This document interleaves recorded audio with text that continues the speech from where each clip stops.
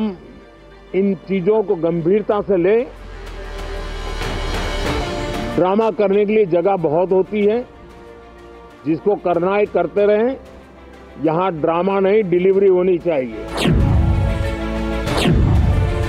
सबसे बड़े drama master वो हमें समझा रहे हैं, शाबाश। हमें सीखना है, सही बात। उनसे ड्रामा कैसा करना है, कब करना है, ये टाइमिंग हमें सीखना है, वो आती नहीं है। प्रधानमंत्री जी तो ये भी कह रहे थे कि मौसम का मजा लो। किस मौसम का मजा ले रहे हैं दिल्ली वाले? तो बाहर थोड़ा झांके ना, क्या हो रहा है देश में। सबसे मुख्य मुद्दा SIR का ही है, क्योंकि इस सरकार के बड़े बड़े पदों पर बैठे हुए लोग बिहार में जब से चल रहा था तब से लगातार घुसपैठियों की बात कर रहे हैं। इनका मनसा है कुछ वैलिड वोटों को काट दो और उनको कहो कि ये घुसपैठी है, वो हम होने नहीं देंगे। एक आध दो दल तो ऐसे हैं कि वो पराजय भी नहीं पचा पाते। और मैं सोच रहा था बिहार के नतीजे इतना समय हो गया है तो अब थोड़ा संभल गए होंगे। कल जो मैं बयानबाजी सुन रहा हूं उनकी, तो उसे लगता है कि पराजय ने उनको परेशान करके रखा। इन्होंने बूथ वाइज आइडेंटिफाई किया है। 2024 में जो बूथ उत्तर प्रदेश में भारतीय जनता पार्टी हारी है, उन बूथों पर विशेष निगरानी, विशेष SIR, वोट काटने के लिए SIR, ये वोट बढ़ाने के लिए SIR नहीं है। सबसे बड़ा मुद्दा जो है, जो वोट का मुद्दा है, जिस तरीके से वोटों की हेराफेरी करके सरकार बनाई जाती है, उसके ऊपर चर्चा जो है वो लगातार जारी रहेगी। क्योंकि इलेक्शन कमीशन जवाबदेह नहीं है, उसके ऊपर उसको वैसे दायरे से बाहर कर दे, उसकी कोई शिकायत नहीं हो सकती, तो अब देश कैसे चलेगा?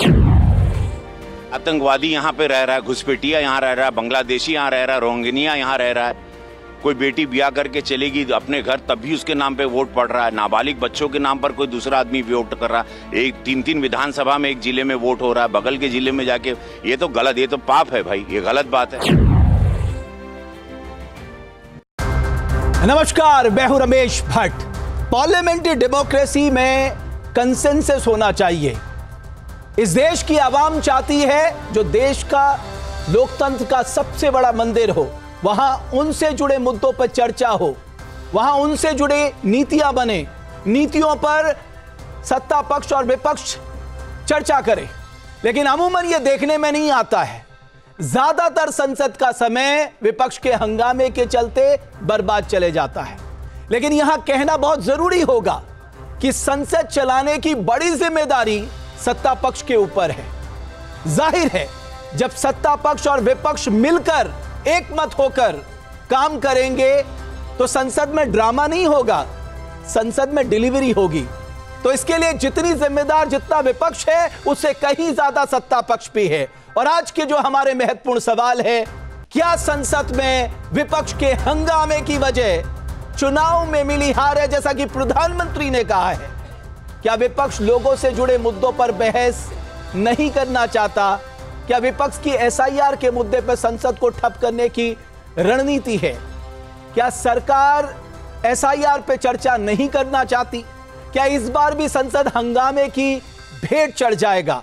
ये कुछ ऐसे अहम सवाल हैं जिन पर हम बात करेंगे। और बहुत बड़ा पैनल न्यूज नेशन के मंच पे जुड़ रहा है।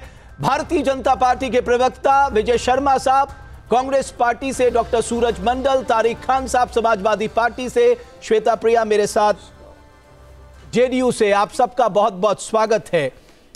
विजय शर्मा साहब, मैं आपसे शुरुआत करना चाहूंगा।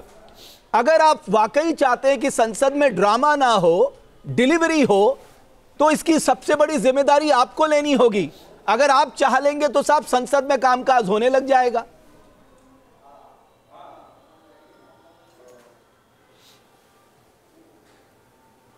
देखिए रमेश जी, आपने खुद देखा होगा, इस देश के इतिहास में पहली बार हुआ है कि जो माननीय सांसद, कई बार की चुनी हुई सांसद रेणुका जी, पूर्व मंत्री, कुत्ता लेकर के संसद में जाती हैं। ये कौन सी मर्यादा है भाई? क्या दिखाना चाहते हो? और उससे भी परे जाके आप देखिए वो क्या कहते हैं कि अंदर बैठने वाले काटते हैं। अंदर बैठने वालों को किस तरह से ये अपशब्द कहे गए हैं, गलत है। ये कहीं किसी भी तरीके से आप इसको जस्टिफाई कर सकते हैं क्या? लेकिन केवल रेणुका चौधरी का एग्जाम्पल देके तो इससे पता लगता है, इससे पता लगता है लेकिन केवल रेणुका चौधरी का एग्जाम्पल देके हम पूरे पार्लियामेंट को तो नहीं चलने दे सकते ना, एक व्यक्ति की वजह से। वो गलत है, मैं मान रहा हूं।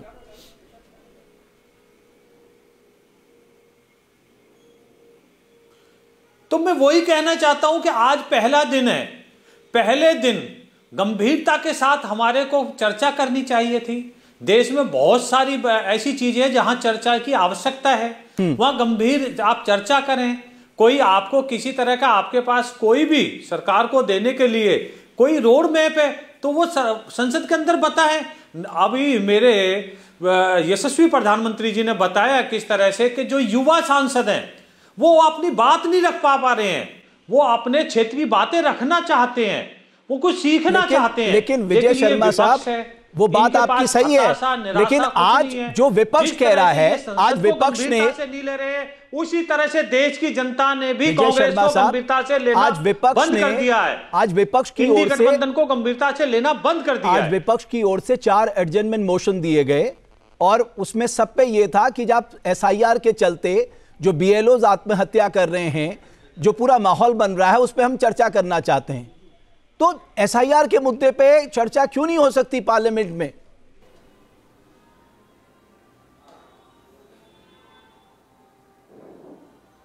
देखिए रमेश जी, शायद आप वरिष्ठ पत्रकार हैं, आपको भी पता है, मुझे भी पता है, और देश के माननीय जितने चुने हुए सांसद हैं सबको पता है कि तय नियम के तहत कुछ भी आप चर्चा कर सकते हो, कोई मनाही नहीं है। कौन मना कर रहा है? आप शून्यकाल में अपने प्रश्न उठा सकते हो, आप तय नियम के तहत कोई भी अपनी बात रखना चाहते हो रख सकते हो, लेकिन आप हाय होल्ला कुत्ता ले जा करके इस तरह से कैसे कर सकते हो? पूरा मॉनसून सेशन जो है वो SIR पे, वो पूरा मॉनसून सेशन जो है वो SIR पे बेकार चला गया। आप तभी मॉनसून सेशन में ही कहते आइए, हमारे पास छुपाने को कुछ नहीं है, हम SIR के साथ साथ हर मुद्दे पे डिबेट करने के लिए तैयार है, आप आइए। तो आप अगर अलाउ कर देते। और सर एक चीज मुझे बताइए, क्या ये पहली बार हो रहा है? अगर एडजर्नमेंट मोशन दिया है, मैं आपको 50 ऐसे एग्जाम्पल गिना सकता हूं UPA के कार्यकाल के 2004 से 2014 के, जब प्रश्नकाल स्थगित करके किसी इंपॉर्टेंट मैटर पे डिस्कशन शुरू हुआ है, और उस डिस्कशन को इनिशिएट किया था तब नेता प्रतिपक्ष थी सुषमा स्वराज। मैं ऐसे कई एग्जाम्पल आपको गिना सकता हूं सर।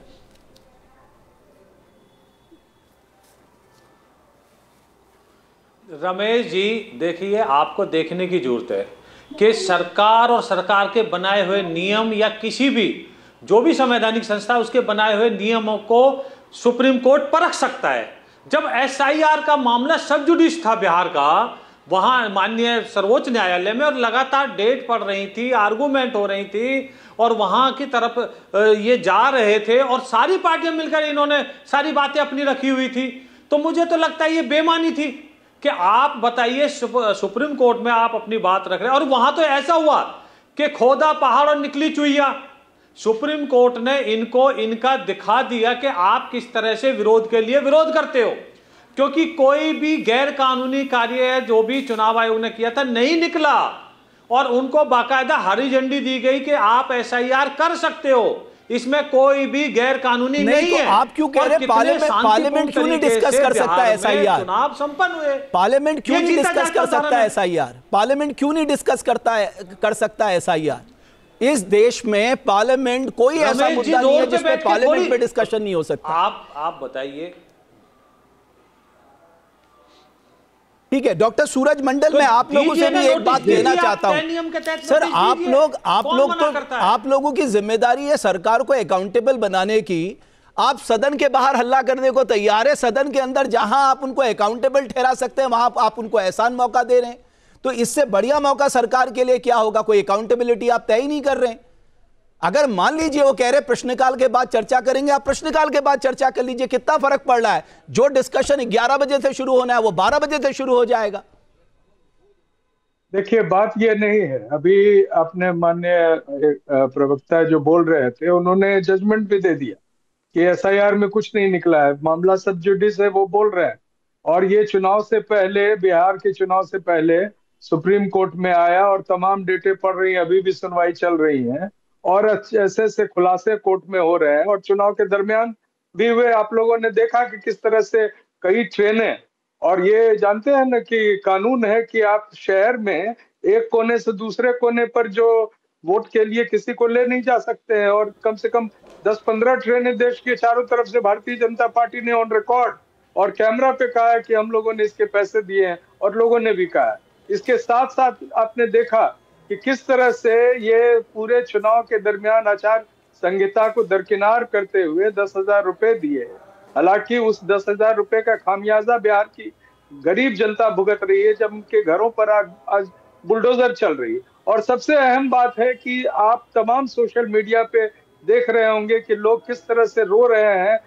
जो BLOs हैं वो सुसाइड कर रहे हैं, कई लोगों की जाने गई हैं, और सांसदों ने मिलकर कहा है चुनाव आयोग से, हालांकि वो जवाब नहीं दिए कि आपके हाथ खून से सने हुए हैं। और इतना असंवेदनशील सरकार, और आदरणीय प्रधानमंत्री आते के साथ बोलते हैं मौसम के मजे लीजिए। पोल्यूशन की ये स्थिति है पूरे शहर में आज की, बच्चों को खेलने बाहर नहीं दिया जा रहा है। हम लोग कॉलेज में पढ़ाते हैं। तो अकाउंटेबल बनाइए ना सरकार को, यही तो मौका है आपके पास। जितना संसद शीतकालीन सत्र चल रहा है, आप अकाउंटेबल बनाइए। बिल्कुल, आप सही कह रहे हैं, और मैं समझता हूं हमारे जितने यहाँ पर जो साथी जुड़े हैं आपसे, और दर्शक भी समझ रहे होंगे कि अकाउंटेबिलिटी की सबसे अहम जगह संसद होती है, और संसद में चर्चाएं होती है। लेकिन चर्चाओं ठीक है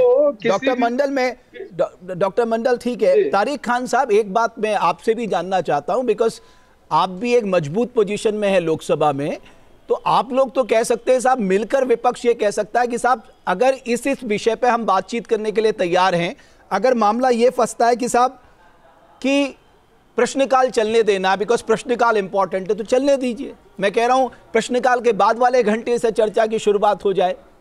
पूरा देश आपको देखेगा साहब, लेकिन आप वो मौका खो रहे हैं हर बार। मैं देख रहा हूं 50 साल से ज्यादा कांग्रेस सत्ता में रही और ये लोग विपक्ष में रहे।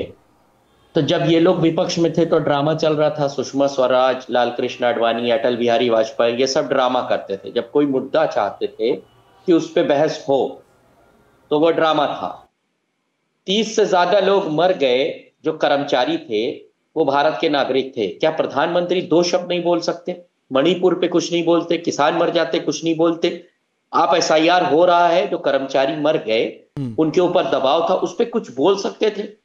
ड्रामा और डिलीवरी डिफरेंस अभी बता देता हूं, यही बता देता हूं। जो बोला प्राइम मिनिस्टर में, उसी में से ढूंढ के निकाल देता हूं आपको ड्रामा और डिलीवरी क्या होता है। ड्रामा पता है क्या है? युवाओं को आगे आना चाहिए, बोलने देना चाहिए, मौका मिलना चाहिए। अच्छा साहब, कहां जाके बोले?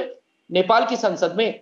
एवरेज टाइम जो विंटर सेशन है चलने का, आपने 12 से 14 दिन कर दिया। ये इनके 10 साल का अचीवमेंट है। इससे पहले की सरकार में वही 22 दिन का एवरेज था। सिर्फ जरा सा आपको आंकड़ा दे रहा हूं, जरा सा आंकड़ा तो बहुत बड़ा है पार्लियामेंट का चलने का, सिर्फ विंटर सेशन का।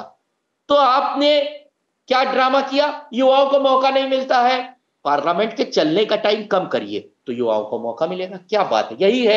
यही है मोदी मैजिक, और यही है इनका ड्रामा। आप खुद किरण रिजिजू बगल में खड़े हैं, संसदीय कार्य मंत्री हैं, उनसे कहो जाओ युवाओं को 2 दिन का समय देते हैं। किया आपने?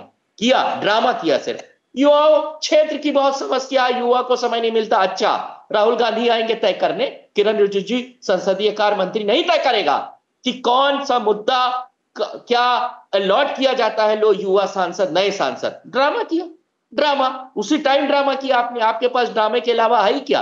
अगर कुछ होता, आप सीरियस होते, तो गंभीर मुद्दों पर कई बार कहा गया है कि पार्लियामेंट में चर्चा करें, ठीक है, प्राइम मिनिस्टर आए जवाब दें, लेकिन आपके पास ड्रामे के अलावा कुछ भी नहीं। ठीक है, मुझे लगता है विजय शर्मा साहब इसका बेहतर जवाब देंगे। विजय शर्मा साहब, वो कह रहे हैं कि साहब आपने जो एवरेज हाउस चलता था, जितने दिन चलता था, वो कम क्यों किए हैं? कम होने से भी तो युवाओं के जो मौके हैं उन पे कुठाराघात होगा साहब।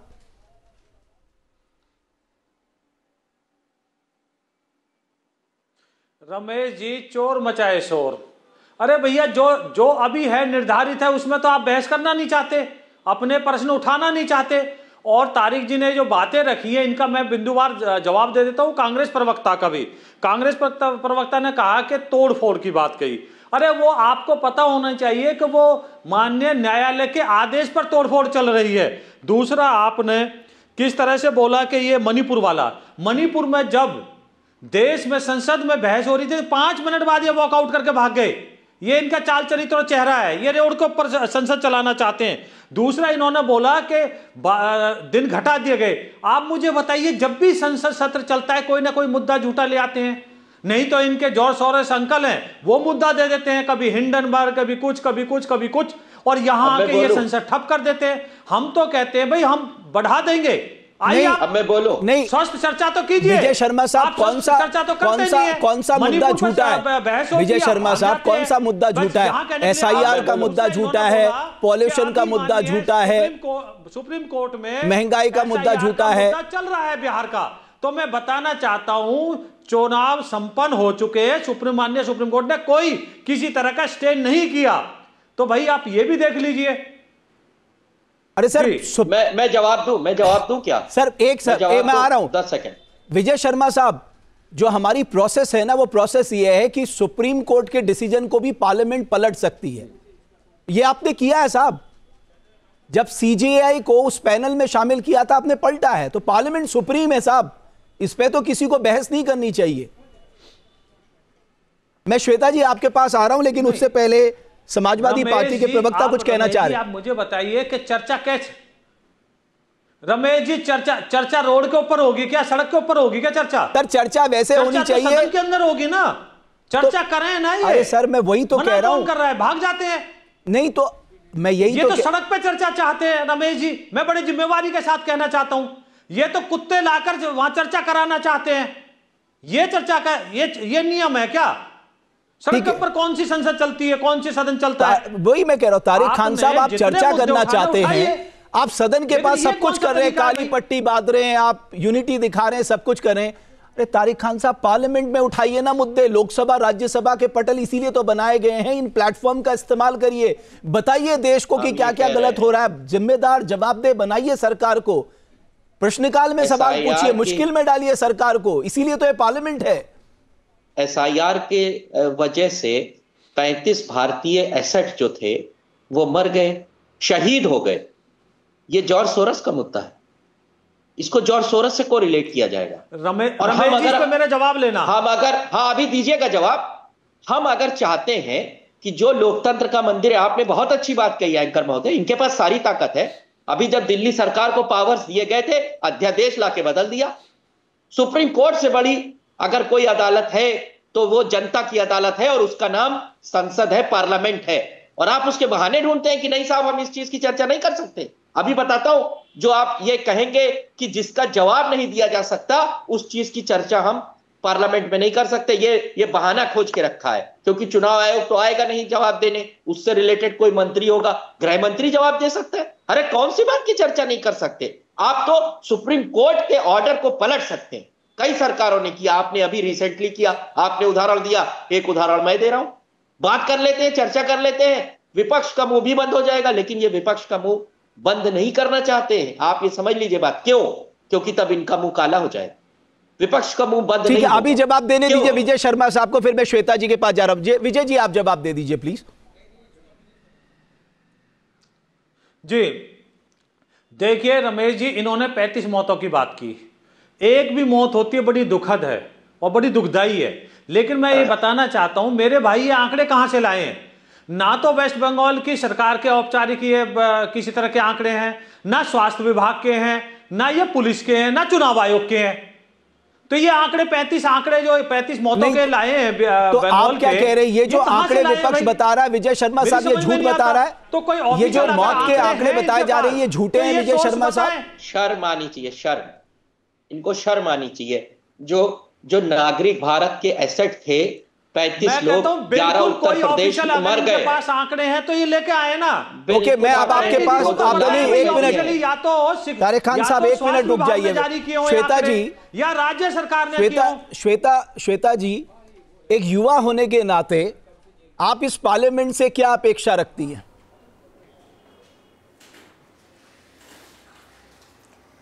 जी रमेश जी, यहाँ पे सबसे पहले तो हम ये बताना चाहते हैं, ये जो बोल रहे हैं SIR के मुद्दे को पार्लियामेंट में उठा रहे हैं, ये प्रेरोगेटिव कंप्लीटली इलेक्शन कमीशन का है। ये स्पेशल इंटेंसिव रिवीजन जो हो रहा है, ये इलेक्शन कमीशन एक कॉन्स्टिट्यूशनल बॉडी है, ये उसकी रिस्पॉन्सिबिलिटी है।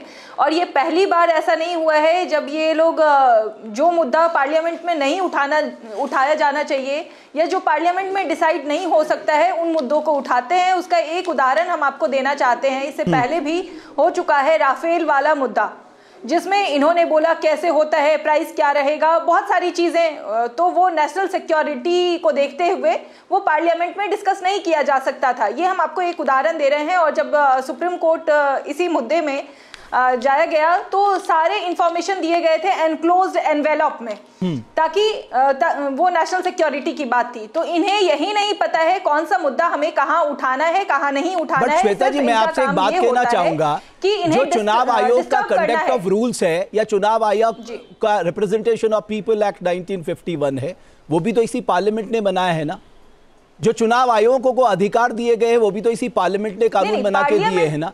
जितने भी अमेंडमेंट हुए हैं इसी पार्लियामेंट ने किए हैं ना। तो जब सब कुछ पार्लियामेंट डिस्कस कर सकती, केवल जो कंडक्ट है चुनाव आयोग का, आप कह रही उसको नहीं कर सकती? देखिए रमेश जी, यहाँ पे इन चीजों को समझना बहुत जरूरी होता है, सेपरेशन। अगर ऐसी बात होती हर चीज पार्लियामेंट में ही डिस्कस किया जाना होता तो फिर इलेक्शन कमीशन एक कॉन्स्टिट्यूशनल इंडिपेंडेंट कॉन्स्टिट्यूशनल बॉडी है। वो कॉन्स्टिट्यूशन में मेंशन किया गया है, ना कि इलेक्शन कमीशन पार्लियामेंट में नहीं बनाया गया था। मतलब इस तरीके से नहीं है कि उसे अलग से बनाया गया। जैसे आपने रिप्रेजेंटेशन ऑफ पीपल एक्ट की बात की, उसको पार्लियामेंट में बनाया गया, लेकिन वो कॉन्स्टिट्यूशनल एक नॉर्म होता है जिसको जस्ट कॉजेंस बोलते हैं, जो एक बेसिक नॉर्म होता है, तो कॉन्स्टिट्यूशन से निकलता है। लेकिन हर चीजों को अगर आप पार्लियामेंट में ही डिस्कस करना है तो फिर तो इलेक्शन कमीशन का एग्जिस्टेंस ही नहीं। मैडम, ऐसा कौन सा मुद्दा है जिसे इस देश की संसद चर्चा नहीं कर सकती? वही डिसाइड इस देश में ऐसा कौन सा मुद्दा है जिसको इस देश की संसद चर्चा नहीं कर सकती? मुझे सिर्फ इतनी बात बता दीजिए।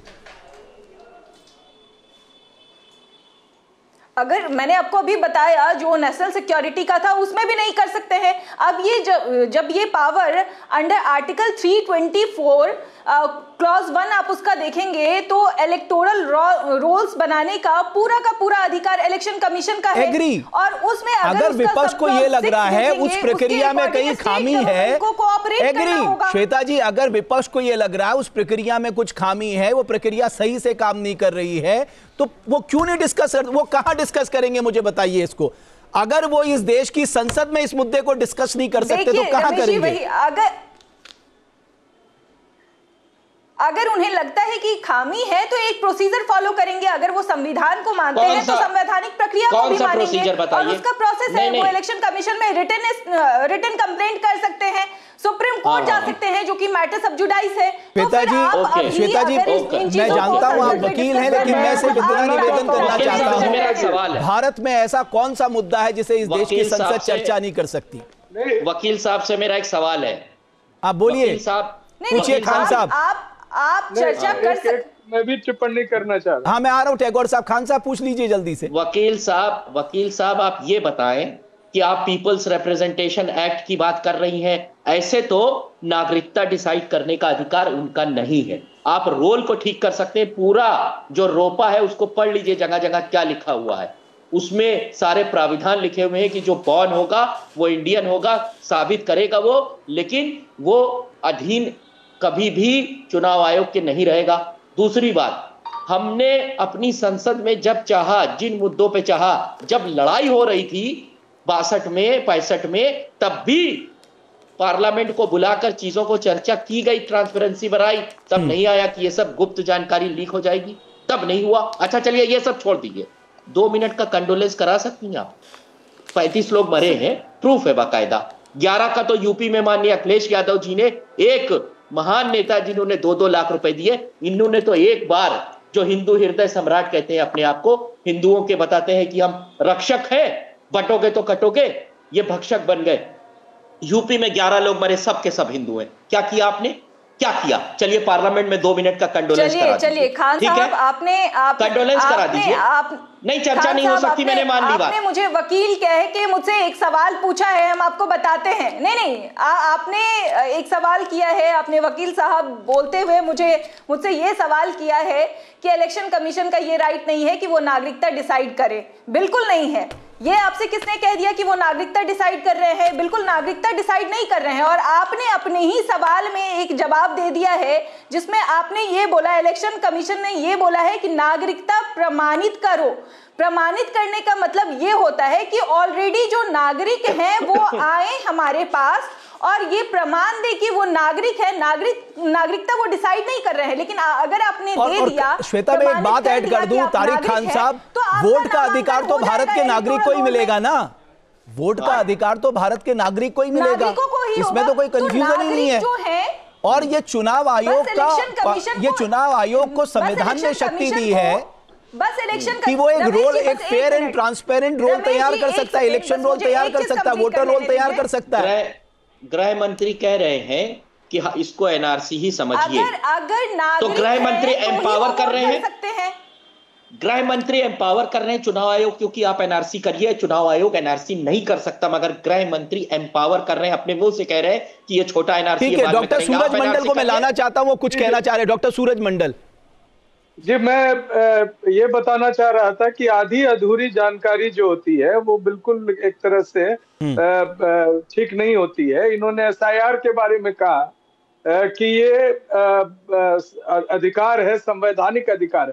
पहली बात तो कितना इंडिपेंडेंट है चुनाव आयोग, वो हम सब देख रहे हैं, पूरी देश की जनता देख रही है। आप किस तरह से केरल का वीडियो बीएलओज के नाच गाने वाले जो अपने हैंडल से वो शेयर कर रही है, और मरने वाले जो हमारे शहीद होने वाले बीएलओज हैं इतनी दिक्कतों में, और उनके परिवार की जो हालत है वो उसके लिए एक डॉक्टर सूरज मंडल, मैं आपसे भी एक बात कहना चाहूंगा, आपके कार्यकाल के दौरान आपने कौन सी ट्रांसपेरेंट प्रोसेस बना दिया था इलेक्शन कमिश्नर को नियुक्त करने का? आप मुझे बताइए ना।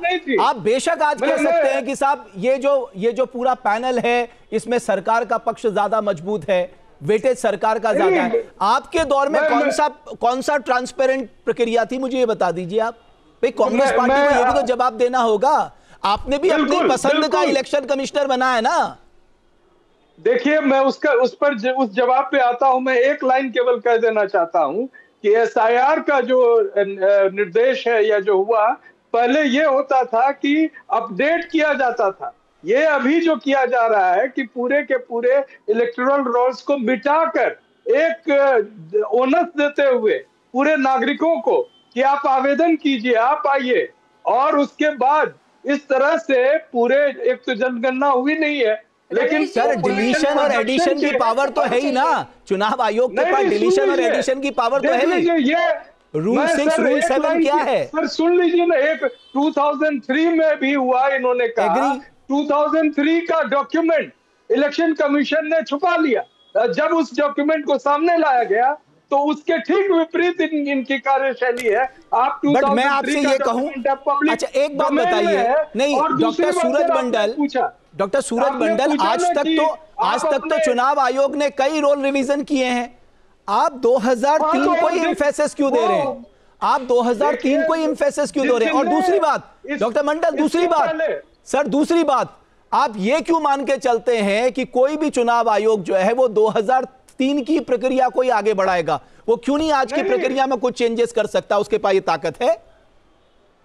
पूरे के पूरी प्रक्रिया एक निश्चित रूल के तहत होती है। यहाँ जो रूल्स इन्होंने जो बना रखे हैं या जो मान रहे हैं उसकी जानकारी नहीं दी गई है। ये यूनिलैटरली आप देखिए ना कि जब ये कहते हैं कि लोगों ने अपने नाम हटाए तो जितने आवेदक थे उससे लाखों लोग अधिक ये नाम हट जाती है। जुड़ने में भी यही बात होती है। तो आप एक निश्चित प्रक्रिया को फॉलो करेंगे, और मैं जो बता रहा हूँ सिर्फ 2003 उसका अंडरलाइन नहीं है, जिस नियम के तहत पहले भी हुआ है उस तमाम जो रूल्स है वो पब्लिक डोमेन में आ चुकी है। और एक आखिरी बात आपने जो कही कि जो आपने चुनाव आयोग के भी हमेशा आपने अपने मन के अनुसार बनाया।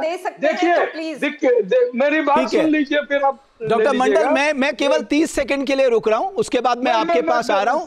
मैं 30 सेकंड के लिए हम यहां पर रुक रहे हैं, ये चर्चा हमारी जारी रहेगी।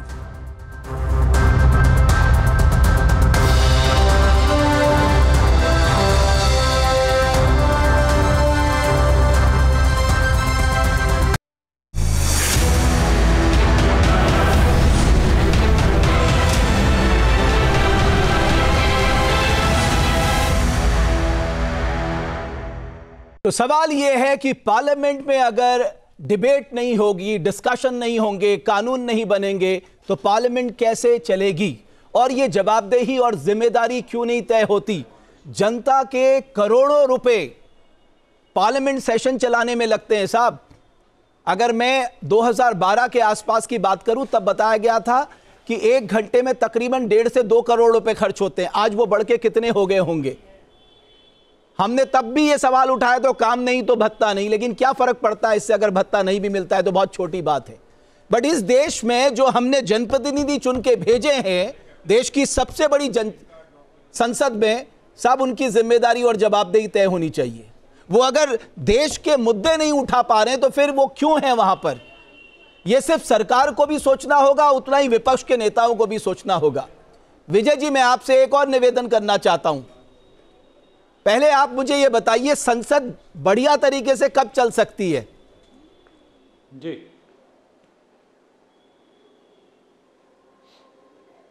देखिए रमेश जी, सरकार इसके लिए तैयार है।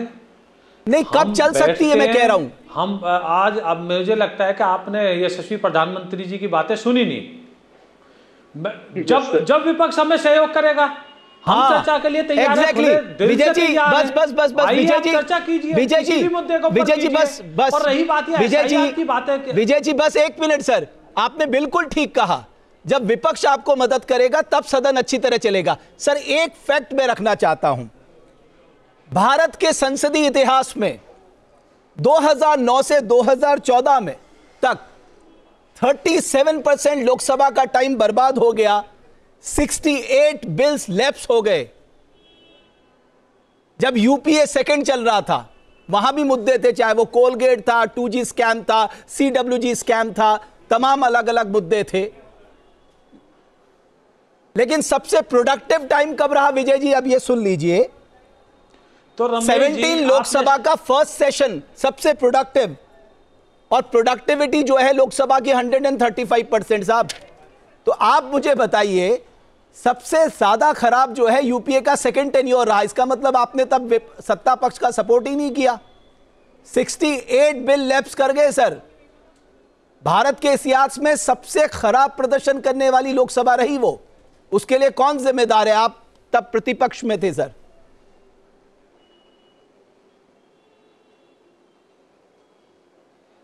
देखिए रमेश जी, शायद आपको याद रखना होगा उस समय इनका अंतर्द्वंद चल रहा था। कांग्रेस के अंदर भी एक कांग्रेस बनी हुई थी। वो इनका आपस में ही सामंजस्य नहीं था। ये चाहते ही नहीं थे, क्योंकि अगर संसद में चर्चा होती तो इनको जो घोटाले हुए थे, एक के बाद एक घोटाले हुए थे, उनका जवाब देना होता। क्योंकि आए दिन विजय जी, मैंने सिर्फ आपको एक रियल पिक्चर बताई सर, ये रियल पिक्चर बताई। अब आप इधर उधर मत करिए। जितना कोऑपरेशन आपको 17 लोकसभा में मिला, सबसे खराब कोऑपरेशन जो है वो 2009 से 2014 तक रहा। तब आप प्रतिपक्ष में थे, तो तब तो मैं भी कह सकता हूं कि सब तब कौन ड्रामा कर रहा था।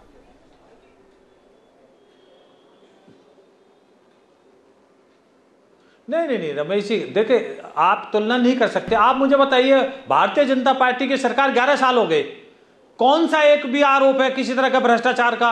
और उन्होंने झूठे आरोप लगाने की कोशिश की तो इनको माफी मांगनी पड़ी सुप्रीम कोर्ट के अंदर। ये आप तुलना कैसे कर सकते हो? उस टाइम के अंदर आपने देखा होगा, पार्लियामेंट्री रूल्स नहीं बदले हैं ना विजय जी। पार्लियामेंट्री रूल्स तब भी वही थे, आज भी वही है सर। पार्लियामेंट्री रूल्स तब भी वही थे, आज भी वही है। आज भी प्रश्नकाल चलता है, आज भी शून्यकाल चलता है, आज भी विधेयक पारित होते हैं, आज भी 196, 184 में डिस्कशन होता है, आज भी सांसद लोग रूल अंडर 377 अपने क्षेत्र के मुद्दे उठा सकते हैं। तब भी वही था, आज भी वही है सर, बदला कुछ नहीं है। तो रमेश जी, इस बात के लिए तो आपको बधाई देनी चाहिए कि हमारी जिम्मेवारी थी सरकार की, तो हम किस तरह से चला पाए हैं। तो इनको भी साथ देना चाहिए था। ये तो सरकार में थे, हमसे ज्यादा जिम्मेवारी तो इनकी थी। ये तो उल्टा सवाल के अंदर ही जवाब छुपा हुआ है। ठीक है, तो डॉक्टर सूरज मंडल आप जवाब दे दीजिएगा। समय तक विपक्ष में बैठे हैं। जी, हमने कभी ऐसा कुछ नहीं किया। जो सबसे दिलचस्प जवाब इन्होंने दिया कि कोई घोटाला ही नहीं हुआ। अब क्या बताएं इनको, जो पीएम फंड बना दिया गया, जो केयर फंड जो था, जब पीएम रिलीफ फंड पहले से था, उसमें कितना घोटाला हुआ देश के बच्चे बच्चे को मालूम है। और जो सुप्रीम कोर्ट में उजागर हुआ इलेक्टोरल बॉन्ड का जो इतना बड़ा घोटाला, वो तो दिख रहा है, अभी भी दिख रहा है। 750 करोड़ का तो अभी टाटा ने आरोप 2 दिन पहले लगाया है। तो चलिए उस पर हम नहीं बात करते। आपने बड़ी अहम प्रश्न पूछा था कि बनाते थे जो चुनाव आयोग के जो प्रमुख होते थे, वो आप अपने मन अनुसार देखिए, इतनी बुरी हालत नहीं थी। जब ईवीएम भी इंट्रोड्यूस हुआ था तो उस समय आर्ग्यूमेंट ये था कि चूंकि बूथ कैप्चरिंग होती है तो हमें एक दूसरे मोड पे आना चाहिए। लेकिन अब तो हम देख रहे हैं कि पूरा चुनाव कैप्चर हो रहा है। ये जिन देशों को ईवीएम से आप भी जीते हैं ना सर। जब आप भाई 2009 का चुनाव तो ईवीएम से आप भी जीते हैं ना। हम तो कह रहे हैं कि हम जीते हैं, तो भी तो राहुल जी ने कर्नाटक के ही एग्जाम्पल से आपको दिखाया और पूरे सबूत सहित दिखाया। उन सबूत को देखना भी नहीं चाहते। और इन्होंने बात बार बार ये जॉर्ज सोरोस और किसकी बात कर रहे हैं, हाल में जो जेफरी एप्स्टीन की बात है, वो शायद इनको पता ही भी नहीं होगा कि किस तरह से हरदीप सिंह पुरी और जो महान नेता यशस्वी जिनको बोल रहे हैं उनका नाम आ रहा है। लेकिन चलिए, जो बयान तुलसी गबार्ड ने यहाँ दिया या जो अमेरिका के कई लोगों ने दिया, और सर हम देश की बात करें और हम अमेरिका की बात करें, इस समय भारत का आम जनमानस आप लोगों से एक प्रतिबद्धता चाहता है, आप लोगों से एक अपेक्षा कर रहा है कि आप उसकी आवाज बनो। आप देश में जो प्रदूषण बढ़ रहा है, जो हमारे बच्चों को तकलीफ हो रही, जो हमारे बुजुर्गों को तकलीफ हो रही है, वो चाह रहे हैं कि आपके जो पार्लियामेंटेरियन हैं, जिनको हमने लाखों वोट देके वहां भेजा है, वो आवाज उठाएं, हमारी आवाज बने, हमारे फार्मर्स के लिए वो आवाज बने, अनएम्प्लॉयमेंट के मुद्दे को वहां पर उठाएं। ये सबसे जरूरी मुद्दे। और तारिक खान साहब, सदन के बाहर अगर अखिलेश जी बोलेंगे उसका इतना इंपैक्ट नहीं होगा जब वो सदन के अंदर गरजेंगे। आपको भी खुशी होगी, देखो मेरा नेता लोकसभा में गरज रहा है, उनको कहो सदन के भीतर गरजें करके। देखिए, एक छोटे से सवाल का जवाब नहीं दे पाए, आपने डेटा के साथ रख दिया कि सबसे नॉन प्रोडक्टिव 9 से 14 के बीच का समय था जब आप विपक्ष में थे। इसका मतलब है कि जम के इन्होंने विपक्ष का मुद्दा उठाया और यही जिम्मेदारी जनता ने इनके कंधों पे रखी थी। मैं कतई नहीं कहूंगा कि उस वक्त में इन्होंने गलत किया था, सही किया। अब वो जिम्मेदारी हमारे कंधों पे रख दी। अब ये चाहते हैं कि हम जनता को पीठ दिखा दें। 11 लोग उत्तर प्रदेश के हैं जो लोग मरे हैं, जो कर्मचारी थे। हम कह रहे हैं बहस करा लीजिए, बहस छोड़िए, 2 मिनट का कंडोलेंस करा लीजिए। हम कह रहे हैं कुछ पैसे दे दीजिए। हमारे अध्यक्ष ने 2-2 लाख रुपए दिए, हमारी सरकार नहीं दी, लेकिन हम जिम्मेदारी समझते हैं समाजवादी लोग कि हमें उनकी मदद करनी चाहिए, उनके दुख में उनके साथ खड़े होना चाहिए। ये क्या है, कहां गायब है? हम कह रहे हैं पूरे देश में आप इस तरीके का माहौल बना रहे हैं कि लोग डरे हुए हैं। आप योगी साहब ने कह दिया हम डिटेंशन सेंटर बनाएंगे यहां उत्तर प्रदेश में, लोग और डरे हुए हैं। चुनाव आयोग का हम ऐड देखते थे कि अपना आओ बिना भय के और वोट डालो। आपने यूपी के बाई इलेक्शन में देखा, बंदूक की नोक पर लोगों को रोका गया कि वोट न डाल सके वो कुदरकी में। यह है, चुनाव आयोग ने कब 7-7, 8-8 पुलिस वालों को सस्पेंड किया है। सिर्फ यही बाई इलेक्शन जो उत्तर प्रदेश में हुआ उसमें सस्पेंड करना पड़ा, क्योंकि सुबह से प्रूफ देने लगे कि ये लोग पुलिस वाले रोक रहे हैं। मामला ईवीएम का नहीं है, मामला डीएम का है। डीएम बैठकर सब कुछ मैनेज करा रहे हैं और आप ये सब कुछ करा रहे हैं ताकि आप चुनाव में किसी तरीके से वोटों को घटा सकें, बूथों को चयनित किया गया। अभी तारिक खान साहब ने विजय शर्मा साहब जवाब दे देंगे, लेकिन श्वेता जी मैं आपसे भी समझना चाहता हूं, खासकर तब जब आप सबको सुन रही हैं। आपने कहा चलिए मैं एसआईआर पे नहीं आता, उसकी टेक्निकलिटीज पे नहीं आता, लेकिन आप भी चाहती है ना कि इस देश की संसद जो है वो प्रदूषण पे चर्चा करे। साहब, ये छोटे छोटे शहरों में जो एक्यूआई है वो 400, 300, 400 बढ़ रहा है। आने वाले समय में दिल्ली तो छोड़ दीजिए, बाकी जितने भी शहर हैं प्रदेश देश भर के, वहां भी यही हालत है कमोबेश। तो ये हमारे लिए बड़ी अलार्मिंग इशू है साहब, हमें युद्ध स्तर से इसके साथ लड़ना पड़ेगा। तो ये आवाज अगर पार्लियामेंट से जाएगी, क्या एक सीरियसनेस नहीं दिखाती हमारे पार्लियामेंटेरियंस के लिए? एकदम रमेश जी, इस बात पे हम बिल्कुल सहमत हैं और हम यही चाहते हैं, जो लीडर ऑफ ऑपोजिशन या ऑपोजिट पार्टी है वो इन टाइप के मुद्दों को, जो पब्लिक इंपॉर्टेंस का मुद्दा है, जो संसद में डिस्कस किया जाना चाहिए, इन सब मुद्दों को लेके आए, ना कि एसआईआर के मुद्दों को, क्योंकि एसआईआर का मुद्दा संसद में डिस्कस करने के लिए नहीं है, वो इलेक्शन कमीशन का है। और अभी आपने थोड़ी देर पहले बोला 2009 से 2014 फिर आप कह रही कि इलेक्शन कमीशन, जब इलेक्शन कमिश्नर की पावर, इलेक्शन कमिश्नर को जो ताकत मिलती है, जो उनका सिलेक्शन प्रोसीजर होता है, जब वो पार्लियामेंट उस बिल को पारित कर सकता है, तो उसके कंडक्ट पे क्यों नहीं चर्चा हो सकती है साहब? कौन सा कानून देश का बांट करता है कि इलेक्शन कमीशन के कंडक्ट पे चर्चा नहीं हो सकती? आप मुझे बता दीजिए, अगर आपके पास उस कानून की कोई जानकारी है तो हो सकता है मुझे वो जानकारी ना हो, आपको ज्यादा जानकारी हो। रमेश जी, नहीं, हम ये नहीं बोल रहे हैं कि आप कंडक्ट पे नहीं कर सकते हो, लेकिन एसआईआर के मुद्दे पे अगर आप कर रहे हो, बोल रहे हो एसआईआर का मुद्दा सही नहीं है, तो आपको भी पता है ये पहली बार नहीं हुआ है, ये बहुत पहले से होता आया है। और ये इलेक्शन कमीशन का राइट है कि अगर उसे लगता है, अगर इलेक्शन कमीशन को ये सही लगेगा कि स्पेशल इंटेंसिव रिवीजन होना चाहिए, तो ये किया जा सकता है। अब श्वेता जी एक मिनट, श्वेता जी किसने इलेक्शन कमीशन के इस राइट को चैलेंज किया है? श्वेता जी एक मिनट, श्वेता जी किसने इस इलेक्शन कमीशन के राइट को चैलेंज किया है? जी, देश में किसी भी व्यक्ति ने उनके इस राइट को चैलेंज किया है? किसी ने ये कहा है कि चुनाव आयोग के पास ये ताकत नहीं है कि वो एसआईआर करा सके? सब जानते हैं कि उनके पास ये पावर है। उनका ये कहना है कि जो प्रक्रिया चल रही है उस प्रक्रिया को लेकर उनको सवाल हैं, जो वो पार्लियामेंट में डिस्कस करना चाहते हैं। अगर उस प्रक्रिया को लेके अगर सवाल है रमेश जी, तो उस प्रक्रिया के तहत हमें क्या करना चाहिए ये भी पता होना चाहिए। जो मैकेनिज्म है उसको फॉलो करना चाहिए। आप इलेक्शन कमीशन के पास कंप्लेंट फाइल करो, आप सुप्रीम कोर्ट में जाओ, और सुप्रीम कोर्ट हर एक ऐसे मुद्दे पे जिसमें संज्ञान लिया जा सकता है वो लेती ही है, और ये मैटर सब जुडाइस है। तो इसको सांसद में लाने से अच्छा है, और टाइम खराब करने से, ड्रामा करने से एक खबर मैं आपको बता रहा हूं, एक ब्रेकिंग इसी से जुड़ी हुई कि वंदे मातरम पर लोकसभा में चर्चा हो सकती है। इस हफ्ते के अंत में वंदे मातरम पे चर्चा हो सकती है, और बताया यह भी जा रहा है कि प्रधानमंत्री भी चर्चा में शामिल हो सकते हैं, और लोकसभा में 10 घंटे का समय तय किया गया है। और ये तब हो रहा है कि वंदे मातरम के 150 साल पूरे होने के उपलक्ष्य में यह चर्चा संभव है।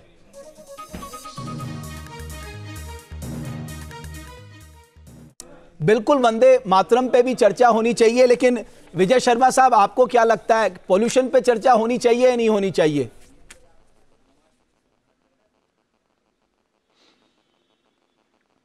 मैंने तो रमेश जी पहले ही कहा है कि सरकार खुले दिल से सारे कोई भी मुद्दा हो देश का चर्चा के लिए तैयार है, लेकिन तय नियम के तहत। ये नहीं भाई, बंधक नहीं बना सकते आप संसद को। दूसरा, तारिक भाई ने अभी बात बोली कि ईवीएम नहीं डीएम है, तो मैं कहता हूं फिर तो मुझे इंडी गठबंधन के नेताओं से मांग करनी चाहिए कि वो माफी मांगे। अब तक तो उनका इल्जाम था कि ईवीएम में हेराफेरी होती है, तो उनका तो बदल गया नारा। तो इस तरह से बातें ना बोलें जिसका कोई सर हाथ पैर ना हो, विदाउट प्रूफ के कोई बात इस तरह की कहोगे तो फिर माफी मांगनी पड़ेगी सुप्रीम कोर्ट के अंदर। दूसरा, इन्होंने चुनाव आयोग के ऊपर आरोप लगाया। मुझे बताइए, 8 बार पहले एसआईआर हो चुकी है, जवाहरलाल नेहरू जी के टाइम में भी हो चुकी है ये।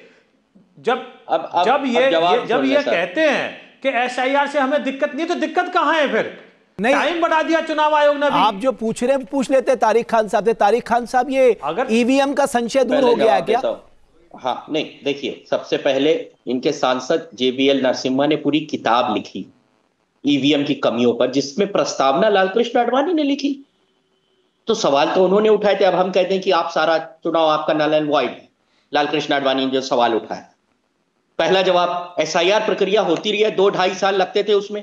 अब आपने दे दिया इतनी टफ प्रक्रिया। आधे से ज्यादा लोग हमारे ग्रामीण इलाके में रहते हैं, नेट नहीं चला पाते, पढ़ लिख नहीं पाते हैं, बीएलओ पहुंच नहीं पा रहे हैं, जान दे रहे हैं। उसमें तमाम चीजें 2003 के वोटर लिस्ट से डालनी है, डाउनलोड नहीं हो रही है, मिल नहीं रही है। इसी में शादी है, ब्याह है, घर में बीमारी है, धान भी कट रहा है पूरे देश में, वो भी काटना है, अपनी सारी जिम्मेदारियों को भी निभाना है। आपने उसके ऊपर दबाव डाल दिया, जनता में भी डाल दिया और कर्मचारी में भी डाल दिया कि करके लेके आओ, कैसे भी, चाहे जान दे दो, मर जाओ। इसका मतलब यह है कि इन 30 दिन के बाद सृष्टि खत्म हो जाएगी। क्या सिम है चुनाव आयोग एक सिम है जिसकी वैलिडिटी खत्म हो जाएगी 30 दिन के बाद। हाँ, तो विजय शर्मा साहब भी तो जानते हैं कि इतनी हड़बड़ी में नहीं हो सकता करके, उन्हें भी पता है कि संघ शासित प्रदेश में भी वही प्रक्रिया के लिए टाइम फ्रेम तय किया गया है, उत्तर प्रदेश और पश्चिम बंगाल के लिए भी टाइम फ्रेम किया गया। विजय शर्मा साहब भी जानते हैं इस बात को। तो आप इसका मतलब है जानबूझ के लोगों की जान लेना चाहते हैं आप किसानों की भी जान लेना चाहते हैं, कर्मचारी तो मर ही रहा है, आप जान लेना चाहते हैं। रमेश जी एक बात बताइए, ये 28 अक्टूबर को स्टार्ट हुआ था और ये 7 फरवरी तक चलेगा, चरणबद्ध तरीके से चलेगा। ये लोगों को गुमराह ना करें। और आप मुझे बताइए एक बीएलओ के पास कितने फॉर्म होते हैं और 80% से ज्यादा लोग गांवों में रहते हैं। तो मैं कहता हूं एक दिन में 600 से 700 फॉर्म वितरण कर सकता है एक बीएलओ। और फिर बीएलए किस लिए? आपकी पार्टी के, मेरी पार्टी के, सारी तमाम पार्टियों के। देखिए सर, ये काम तो बीएलओ का है ना, काम तो चुनाव आयोग का है ना, बीएलए फैसिलिटेटर हो सकता है भाई, जिम्मेदारी तो बीएलओ की है ना। बीएलए फैसिलिटेटर हो सकता है जो पार्टी अपनी ओर से किसी को नियुक्त करे, सहयोग करने के लिए बीएलए हाँ, मैं कह रहा हूं वो सहयोग के रूप में हो सकता है, लेकिन जो जिम्मेदारी और जवाबदेही वो तो चुनाव आयोग की है ना। मैं बीएलए की बात, मैं बीएलओ की नहीं, बीएलए की बात कर रहा हूं। सारी पार्टियों के बीएलए हैं। एक जवाब दीजिए, एक जवाब दीजिए भैया, एक जवाब दीजिए, एक छोटा सा जवाब दीजिए। इससे पहले 8-9 SIR हो चुके हैं, कब इतने लोग मरे हैं ये बता दीजिए मुझको, कब इतना। और यही कर्मचारी, एंकर महोदय बहुत इंपॉर्टेंट बात कह रहा हूं, 10 सेकंड दीजिए, यही कर्मचारी पंचायत चुनाव कराते हैं, नगर पालिका चुनाव कराते हैं, यही कर्मचारी, और मेयर का चुनाव कराते हैं, विधानसभा कराते हैं, लोकसभा कराते हैं, जिला पंचायत कराते हैं। कब मरे, कब जान देने लगे? मजा आता है किसी को जान देने में? कैसी बात करते हैं? कितना दबाव डाल दिया आपने कि घर घर जाना है, वो जा नहीं पा रहे हैं, उनको अपलोड करना है रात में अपने रिश्तेदारों को। हाँ, मैं खत्म कर रहा हूं, तब दीजिएगा जवाब। अपने रिश्तेदारों को, बैंगलोर से एक लड़का अपनी नौकरी छोड़ के आ रहा है अपनी मां की मदद करने, ऐसे आप चुनाव कराना चाहते हैं? ऐसे दबाव बनाना चाहते हैं? जनता पे दबाव, कर्मचारी पे दबाव। मैं एक बात बताऊं तारिक खान साहब, अभी तो बहुत सारी प्रक्रिया में बदलाव हुआ है ना। बिहार के बाद तो काफी चेंजेस हुए हैं सुप्रीम कोर्ट के इंटरवेंशन के बाद। यानी 2003 में जिसके मदर, फादर या जिसके पड़ोसी भी हैं, रिश्तेदार भी हैं, अगर वो उस व्यक्ति को जानते हैं तो वो इनोमिनेशन फॉर्म उसका परिवार भी भर सकता है। आपको फिजिकली प्रेजेंट होने की जरूरत नहीं है सर, नहीं भरना। आपको थोड़ा जागरूक भी करना होगा अपने लोगों को। एक लोगों में डर पैदा किया जा रहा है कि साहब तुम्हारा नाम काट दिया जाएगा, जबकि अगर आप पूरा पढ़ेंगे, अगर मान लीजिए खान साहब, मान लीजिए 2003 में आपके माता पिता या आपके रिश्तेदार अगर वो कहते हैं कि तारिक खान साहब इस वक्त बाहर हैं, वो हमारे बेटे हैं, भतीजे हैं, जो भी हैं, तो साहब आपका इनोमिनेशन फॉर्म आपका परिवार भी भर सकता है, आपको वहां जाने की जरूरत नहीं है सर। मैंने मान लिया आपकी बात, नहीं मानिए मत, यही है। नहीं, सही कह रहे हैं आप, मैं मान रहा हूं आपकी बात, आप सही कह रहे हैं। जल्दबाजी क्या है? एक मैं कह रहा हूं, आपने जो ये मुझे समस्या आप कराइए, SIR जैसी 50 प्रक्रिया कराइए। ये जो पहले वाले फॉर्म जमा करना, ये सबसे लेंथी जो प्रोसेस था, उसके लिए सबसे कम समय दिया आपने। BLO इत्मीनान से जाता, हाँ भैया आपका है, लाइए भर दें। उसमें जो नीचे वाले कॉलम है उसमें सारी जानकारी 3 के हिसाब से भरनी है। ज्यादातर लोग करंट अपना एपिक नंबर डाले दे रहे हैं। अब बताइए, एपिक नंबर भर के उसको दे दिया, वो कह रहा है यार इसमें तो 3 के हिसाब से भरनी थी। आधे से ज्यादा। ठीक है, अभी विजय शर्मा साहब, ये ना पूरे देश में खासकर ये मुद्दा उठ रहा है कि SIR बिल्कुल चुनाव आयोग करा सकता है, चुनाव आयोग को संविधान ने ये शक्ति दी है, लेकिन जो समय सीमा है, इस समय सीमा को लेकर सब लोग शक कर रहे हैं कि साहब इतनी हड़बड़ी में क्यों हो रहा है। हड़बड़ी में अगर गड़बड़ी हो गई तो क्या होगा? तो ये हड़बड़ी में गड़बड़ी ना हो, इसके लिए आपको लगता है चुनाव आयोग को एक बार रिविजिट करना पड़ेगा अपना टाइम?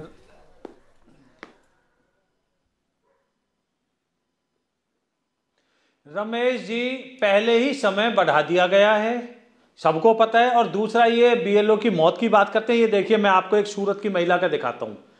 महिला की मृत्यु बाथरूम के अंदर जो गैस गीजर होता है उसके से हो जाती है, और वो आरोप लगा देते हैं कि ये दबाव के कारण हो गई। फिर रिपोर्ट, पोस्टमार्टम रिपोर्ट आती है, उसमें पता चलता है कि वहां गैस रिसाव हुआ था। तो थोड़ा वेट करें।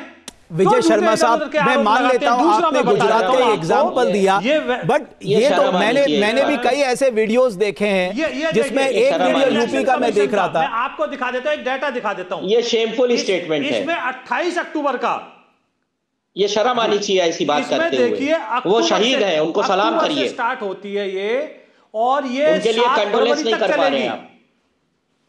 विजय शर्मा साहब एक बात मुझे बता दीजिए, मृत्यु गैस रिसाव के कारण हुई है, तो आप क्या पोस्टमार्टम रिपोर्ट को भी झुटलाते हो? नहीं तो विजय जी एक्सेप्ट करने में क्या जा रहा है? रिपोर्ट को भी झुटलाते हो, इसका मतलब नहीं ये तो आप इस तरह की बातें कर रहे हो। और दूसरा मैंने तारीख डॉक्टर सूरज मंडल जवाब दे देंगे, ठीक है डॉक्टर सूरज मंडल बोलिए। गांव देहात में देखिए और समय बराबर मैं कह रहा हूँ गलत जानकारी दे रहे हैं ये, और मैं आपकी भी बात को मैं सुधारूंगा सर। आपने जो कहा सुप्रीम कोर्ट के आदेश के बाद एक तो तमाम आदेश आए कि आधार कार्ड को स्वीकार किया जाए, और वो मौखिक आदेश को माने नहीं, अंततः जब तक लिखित आदेश के बाद भी सर आज भी अगर केवल आधार से, मैं फिर कह रहा हूं केवल आधार से आपका काम नहीं चलेगा, आधार के साथ साथ एक एडिशनल आपको सर्टिफिकेट देना ही होगा। नहीं एडिशनल सर्टिफिकेट ये मांगते हैं इस तरह के जैसे पासपोर्ट लाइए, गरीब आदमी के घर पे पासपोर्ट होता है, उनके जो राशन 11 अलग और डॉक्यूमेंट्स है ना, उसमें से कुछ दिखा देंगे वो। ये सर क्या है 11 बताइए। गरीब आदमी के ये मांगेंगे आपके 12th के सर्टिफिकेट, अगर वो पढ़ा लिखा नहीं है तो वो फिर कहा जाएगा। ये मानते हैं सिर्फ आपके बैंक अकाउंट्स और बाकी पैन कार्ड, ये सब कौन गरीब आदमी रखता है? देखिए सुप्रीम कोर्ट के आदेश के बावजूद, और अभी जो लेटेस्ट परसों तरसों जो हुई है हियरिंग सुप्रीम कोर्ट में, उसमें पता चला है कि इन्होंने किस तरह से गलत जानकारियां बिहार के चुनाव के संदर्भ में भी दिया है, और ये बराबर धोखा दे रहे हैं देश को नहीं, जनता को ही नहीं। ये संविधान सम्मत जो इनको आदेश प्राप्त था उसकी ये धज्जियां उड़ा रहे हैं हर जगह। ये वोट के अधिकार को ही समाप्त कर रहे हैं, और खासतौर से उस तबके के जो गरीब है, लाचार है, जो लोग दलित है, पिछड़े हैं, महिलाएं। बिहार में अब तक 1000 पुरुष पर 900 महिलाएं वोटर थी, एसआईआर के बाद उसमें से 25 घट गई है और जनसंख्या बढ़ी है। सर आपने ऑब्जेक्शन फाइल क्यों नहीं किया? आपने चुनाव आयोग में ऑब्जेक्शन फाइल क्यों नहीं किया? ये बिल्कुल sir 89 lakh objection Congress party ने फाइल किया। आपको पता है कि क्या है प्रोसीजर? आपको बीएलओ को जाके बताना पड़ता है, जो बीएलओ अपने ऐप में लोड करता है, और वो जानकारी चुनाव आयोग नहीं देता है, उसको रिजेक्ट किया है। उसके साथ साथ 18,000 एफिडेविट समाजवादी पार्टी ने दिया, और उसको ये लोग डस्टबिन में फेंक दिया, और फिर झूठ बोलते हैं कि ठीक है। एक आखिरी सवाल विजय शर्मा साहब, एक बात फिर मैं आखिर में कहूंगा, पार्लियामेंट चलाने की सबसे बड़ी जिम्मेदारी आपकी है सर। आप चाहेंगे तो पार्लियामेंट चलेगा, आप चाहेंगे लोकसभा की कार्रवाई भी, वहां भी 100% प्रोडक्टिविटी होगी, राज्यसभा में भी 100% प्रोडक्टिव होगी, सिर्फ आप चाहेंगे तो सर।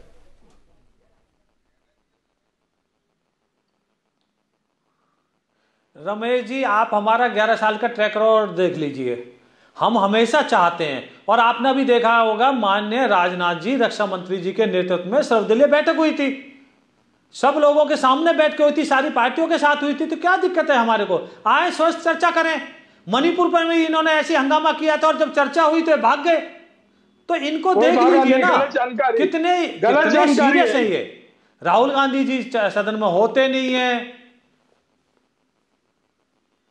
अरे आप मुझे बताइए महिला, आप मुझे बताइए डिंगल सिंगोला वाला, इसकी पोस्टमार्टम रिपोर्ट देखी आपने? जो 24 नवंबर को जो आपने बताया कि ये बीएलओ की मृत्यु हो गई, मैंने आपको प्रमाण सहित बता दिया किस तरह से झूठा नैरेटिव चलाने की कोशिश हो रही है। मणिपुर की बात कर रहा हूँ, मणिपुर पर ये गए। हाँ तो मणिपुर में देख लीजिए, जब हमने बोला 5 मिनट बाद आप वॉकआउट कर गए।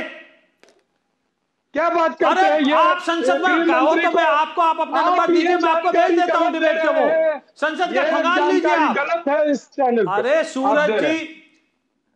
सूरज जी पढ़ के आइए, संसद के अंदर इसके ऊपर चर्चा हो चुकी है, लेकिन चर्चा में आपने भाग लिया, 5 मिनट बाद आप भाग खड़े हुए, क्योंकि आप सच्चा जवाब सुनना नहीं चाहते थे। विजय जी, सूरज जी, श्वेता जी, आप सबका बहुत, तारिक भाई आप सबका बहुत बहुत धन्यवाद न्यूज़ के मंच पे आने के लिए।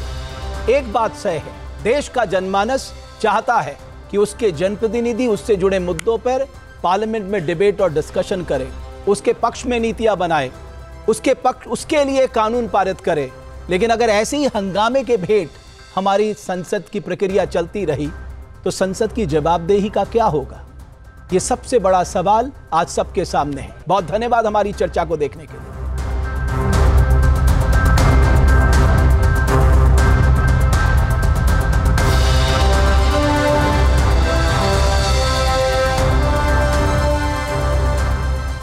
भक्ति है हर शब्द में, कथाओं में छुपे हैं दिव्य रहस्य और ज्योतिष देता है जीवन को दिशा। धर्म से जुड़ी हर बातों को जानने के लिए हमारे चैनल स्तुति को सब्सक्राइब करें। चैनल पर जाने के लिए इस लिंक पर क्लिक करें।